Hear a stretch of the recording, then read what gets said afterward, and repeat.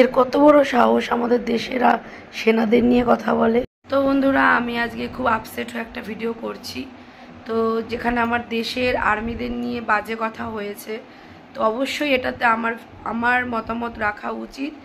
আর এই বিশ্বজিৎ যিনি, ওনাকে আমি আগে একটু ভালো ভাবতাম, মানে উনি যেহেতু জিমের দেখি ভিডিও দেয়, বডি বিল্ডিংয়ের ভিডিও দেয় ওনার ওয়াইফকে নিয়ে, ভালোই বেশ ভিডিও করতো।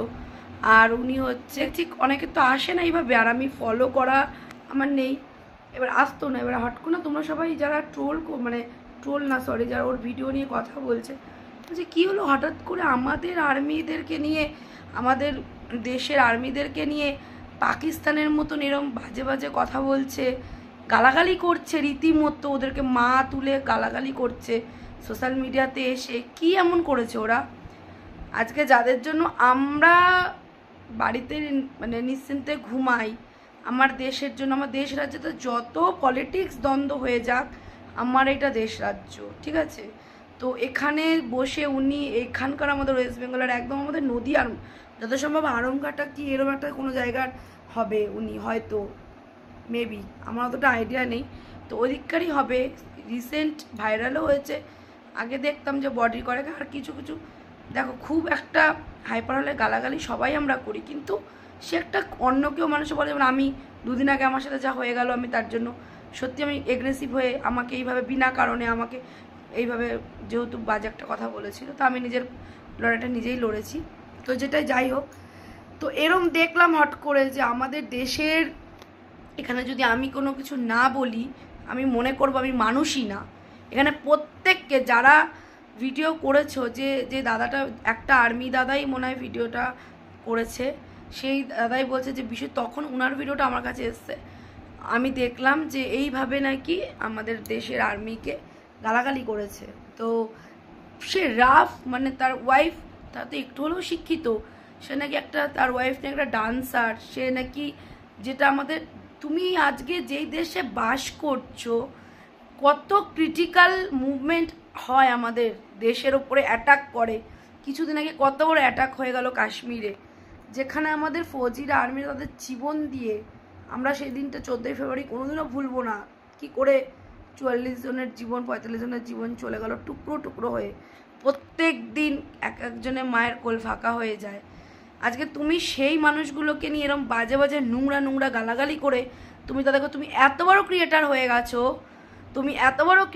গেছো, যে তুমি আমাদের দেশের আর্মিদের ভাবছো না। এরম মানুষ আছে, আমি দেখেছি আজকে রাস্তায় বেরিয়ে ভাবছি মানুষ কত নিকৃষ্ট হয়ে গেছে সোশ্যাল মিডিয়ার জন্য, নিজেকে ভাইরাল মনে করে, মনে হচ্ছে কি না কি কোথায় উঠে গেছে। আরে ভাই, তোরা ছাপড়ি, তোরা সারা জীবন ছাপড়ি থাকবি, তোদের 5 লক্ষ তোদের 1M হয়ে যাক না কেন। আজকে আমি একটু ভিডিও দেখলাম, পুলিশ নাকি বাড়িতে গেছে, আর আমাদের প্রশাসনকে তুরন্ত স্টেপটা নেওয়া উচিত ছিল আরও আগে। বাড়ির থেকে নাকি পালিয়েও গেছে মনে হয়, মেবি, আমি দেখলাম এই মাত্র, আমি আর পারলাম না, এখন রাত্রি 12টার সময় ভিডিওটা শ্যুট করছি, আমি কালকে সকালে ভিডিওটা দেবো। তো এইভাবে পুজোর দিনে, আজকে সত্যি বলছি, এমনি নিজের শরীর ভালো ছিল না, কিন্তু সহ্য করতে পারলাম না। আমার দেশের যারা রক্ষা করে, আর্মি, ফৌজি যারা আমাদের, ঠিক আছে, যারা বিএসএফ, এরা তো দেখি এরা কত কঠিনভাবে, আজকে সত্যিই বলছি।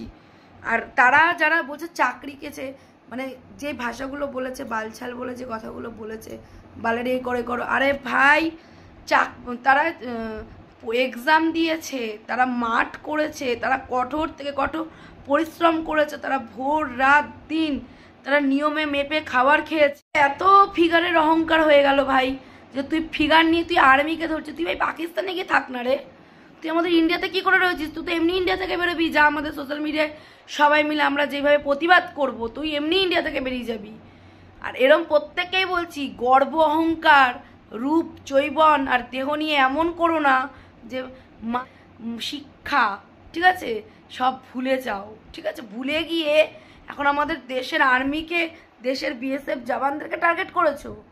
আর ভাই, মাইনার বিনিময় করবে না তো কিসের বিনিময়? তাদের জীবন চলে যায়, সে জীবনটা কয়েক কোটি টাকা দিলেও ফেরত আসে না।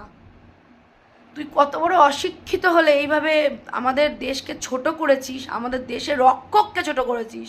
এটা তো কোনোদিনও, আমি তো ভাই ছোট ক্রিয়েটার যাই হয়ে যাই, আমি তো সামনে পেলে তোকে ডাইরেক্ট আমি তোকে বলতাম তুই কোথাকার বডি বিল্ডার, তোর বডি বিল্ডার তোর ওখানে ঢুকিয়ে দেবো বডি বিল্ডার, ঠিক আছে?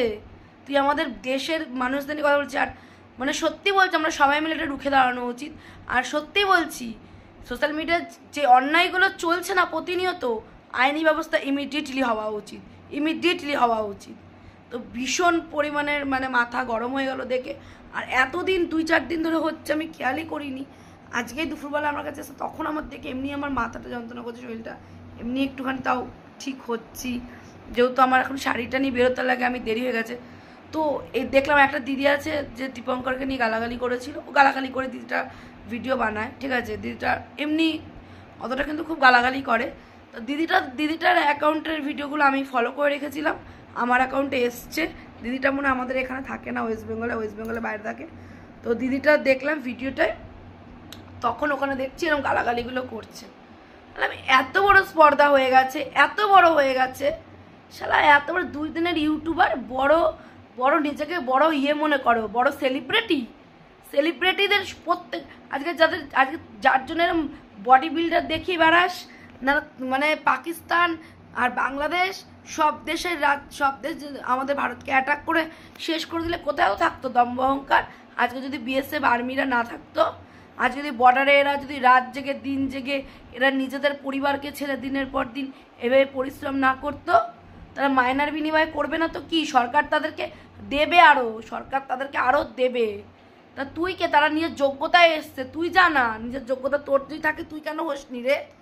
তো শালা অশিক্ষিত শালা যতটা যে আপড়ি ছাপড়ি এসে জোটে শালা সব সোশ্যাল মিডিয়াতে এসে এখানে কঠোরতর শাস্তি হোক, কঠোরতর। আমি একদম, আমরা সবাই মিলে আমরা আইনের পাশে আছি, এর বিরুদ্ধে কঠোর স্টেপ নেওয়া হোক। এসব মদমাতালগুলোকে আর এইসব ছাপড়িগুলোকে, দেশদ্রোহী এই দেশদ্রোহীদেরকে উচিত শিক্ষা দিতে হবে। আমাদের আইনের ওপরে উচিত শিক্ষা দিতে হবে। আইন ব্যবস্থা এত কঠোর হয়ে যাক, একদম একদম কঠোরতর স্বাধীনতা মানে এই না যে তোমরা আমার দেশকে নিয়ে ছিনিমিনি খেলবা, দেশের যারা রক্ষক তাদেরকে নিয়ে তোমরা বাজে কথা বলবা। স্বাধীনতা মানে নিজেকে ভালো করে রেখে বাঁচা, স্বাধীনতা মানে উচ্চতর শিক্ষা অর্জন করা, স্বাধীনতা মানে নিজের সন্তানকে ভালো শিক্ষা দেওয়া, নিজের পারিপার্শ্বিককে ভালো শিক্ষা দেওয়া, এর নাম স্বাধীনতা মানে এই না যা ইচ্ছা দেশের নামে, যারা আমাদের দেশের জন্য লড়ছে, যারা জীবন দিচ্ছে প্রত্যেকদিন, তাদের নামে নোংরা কথা বলা। আমি অবশ্যই ভীষণ পরিমাণের মানে এটাকে নিয়ে নিন্দা করি যে এরম মানুষ আমাদের ওয়েস্ট বেঙ্গলে প্লাস নদিয়ার বুকে দেখতে হচ্ছে। তো আইনের কাছে এটাই প্রার্থনা থাকলো, কঠোর যেই প্রান্তেই পালিয়ে যাক, ওকে ধরে ওর শাস্তি দিতেই হবে। কারণ এটা এই শাস্তি যদি ও না পায়, এর থেকে আরও অনেক মানুষ অনেক রকমের আরও এর থেকে বলবান হয়ে গিয়ে আরও অনেক বাজে কিছু করবে। তো চলো, আমার ভিডিওটা আমি করলাম, কারণ আমার এটা কর্তব্য, আমার এই প্রতিবাদটা আমার অবশ্যই কর্তব্য করার, প্রত্যেকেরই কর্তব্য, আমাদের প্রত্যেকেরই। তোমরা বড় যারা সেলিব্রিটি হয়ে গেছো, আমি মনে করি যখন এই ফেসবুক সব বন্ধ হয়ে যাবে না, তোমাদের কুত্তাও তোমাদের মুখের দিকে দেখবে না, আমি তো বলি, ঠিক আছে? তো চলো, জয় হিন্দ। আমার ভারত খুব ভালো থাকুক, আমার ভারতের আর্মিরা, সেনারা খুব ভালো থাকুক, তাদের জন্য আমরা ভালো আছি। আর তারা প্রচণ্ড পরিমাণের যাই হয়ে যাক, আইনকে আমরা দু কথা বলি কি না করি, তারা ছাড়া আমরা সত্যিই চলতে পারি না। তো চলো, সবাই ভালো থাকো।